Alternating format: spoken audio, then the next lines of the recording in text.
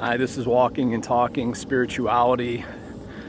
I'm Brian. Thanks for taking a walk with me today. And I've continued to do interviews on various podcasts about my new book on centering prayer. And one of the topics that I've discussed and I want to just talk briefly about here today was a mindset and a thought and a prayer actually that I used early on in my own healing journey. And I want to talk just for a second about how centering prayer can heal our insides.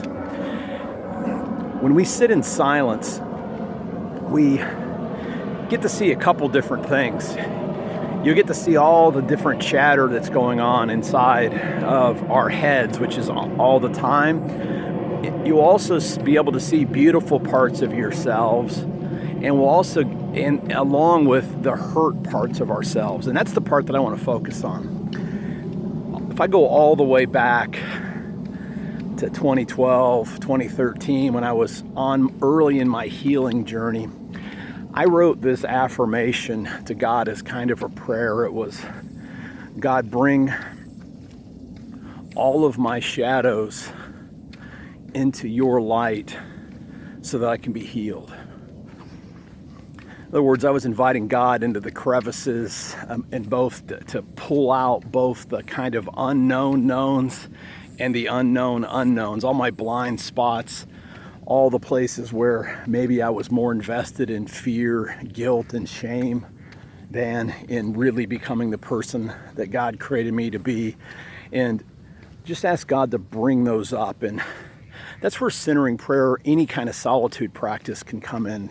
You can use Lectio Divina, you can use a welcoming prayer, you can use centering prayer, and you can also use journaling. And I do talk about journaling a lot, but centering prayer is a powerful experience of sitting in silence. And over time, again, these aren't quick fixes.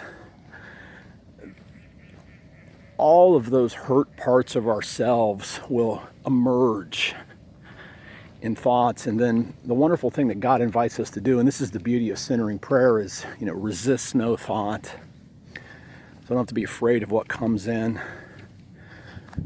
Retain no thought. Again, when I get one of these really troubling thoughts, it's all about letting it go. So I don't want to retain it, just become aware of it. Don't push it back down.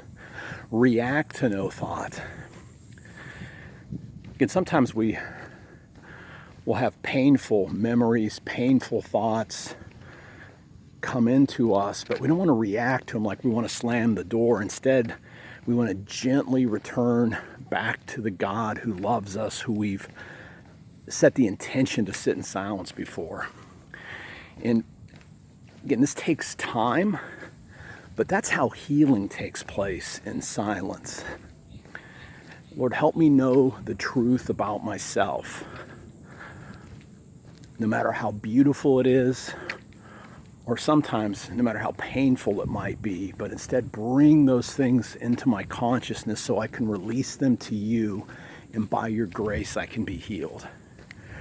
Friends, that's how centering prayer can help to heal us. That's how silence heals and silence teaches. If you have any questions, reach out to me. If you're interested in learning more about centering prayer, specifically some of the things that I just shared, go to centeringprayerbook.com and sign up for my updates, or jump on Amazon and you can pre-order my book still. It comes out on September 14th, so that might not be a pre-order by the time you hear it. Centering prayer, sitting quietly in God's presence, can change your life.